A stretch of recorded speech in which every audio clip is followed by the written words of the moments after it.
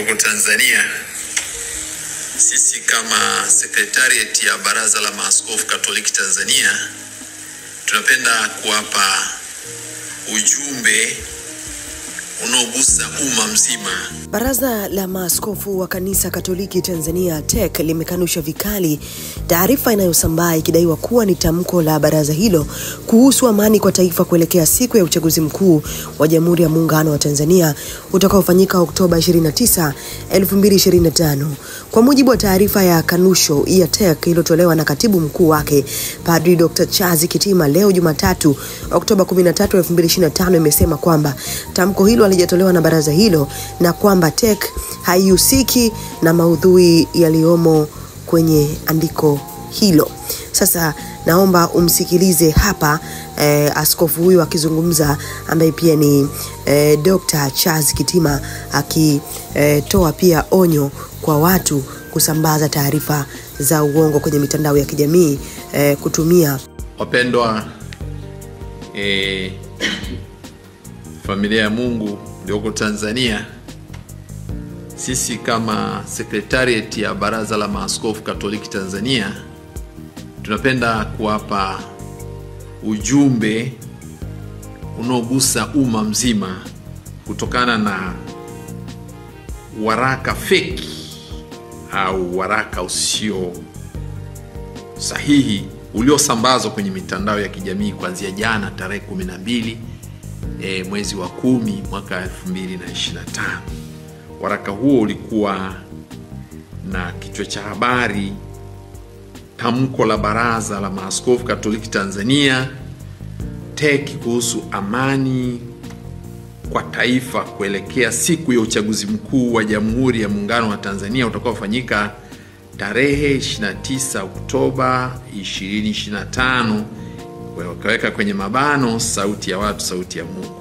Tunapenda kukanusha waraka huu kwa kusema kwamba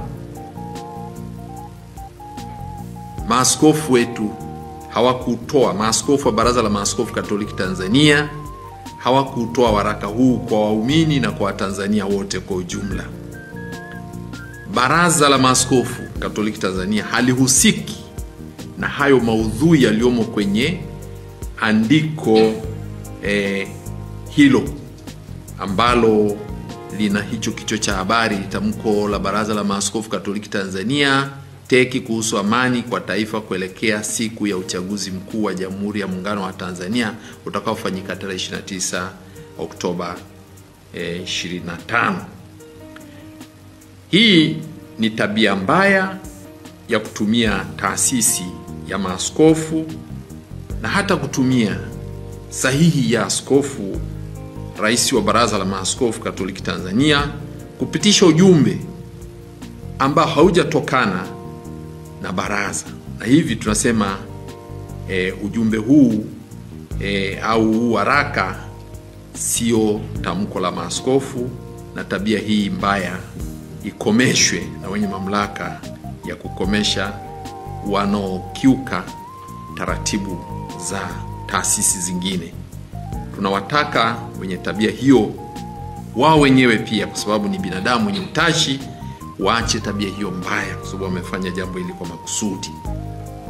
Na Baraza la Maaskofu limeagiza ujumbe huu ukanushwe. Na hivi kuanzia leo, tangu jana, ujumbe huu tunasema neno hilo limezoeleka kwenye vyombo vya habari ni fake. Hata hizi signature na niliyotumika hapa ni fake. Fake kwa sababu haikutolewa na maaskofu na wala maaskofu hakumwagiza yote atoe hili tamko. Kwa hivi tulipenda hilo lifahamike kwa jamii ya Watanzania, na tunapenda kuachia nakala rasmi kwa ajili ya kusambaza kwenye vyombo vingine hasa hivi ya kwenye mtandao, ili watu wasije wakafuata maudhui yaliyomo kwenye huo waraka ambao ni fake, ambao haujatolewa na maaskofu. Kwa hiyo umebumbwa tu. Kwa hiyo ningependa nitamke hilo na Watanzania wote wafikishiwe huo ujumbe. Maaskofu wana taratibu zao za kutoa tamko, za kutoa waraka na kila neno lina maana yake kwa maaskofu. Wanapotamka tamko, waraka, ujumbe, wosia, wana maana zao na wana taratibu zao katika mambo yote ambayo wanapenda. Kwa hiyo na wanapenda pia mtu yote anayetaka asemewe basi aje awaone. Yule aliyetaka kusema haya alikuwa na uhuru kabisa kwenda kwa paroko. Uzuri si tuko kila ziliko familia tuko kule. Kuna jumuiya ndogo ndogo, naenda kwa mwenyekiti wa jumuiya, atakupeleka kwa paroko, paroko atakupeleka kwa askofu, askofu atakufikisha kwa rais wa baraza la maaskofu. Hao ndio wasemaji wakuu wa kanisa kuanzia kwenye familia kwenda juu. Na hata mtoto unamwona kwanza mzazi wako, unaenda kwenye jumuiya, unapanda kwenda hivi. Kwa hivyo hata kama una jambo unataka kulisema, pitia hizo taratibu, ujumbe wako utafika na mawazo yako, mapendekezo yako yatafika. Lakini usijichukulie mamlaka na kujifanya wewe ni baraza la maaskofu au wewe ni rais wa baraza wakati sio. Asanteni na washukuru kwa kufika na kuchukua ujumbe huo. Tunaomba waraka ulivyoweka ukanushwe rasmi. Asante sana.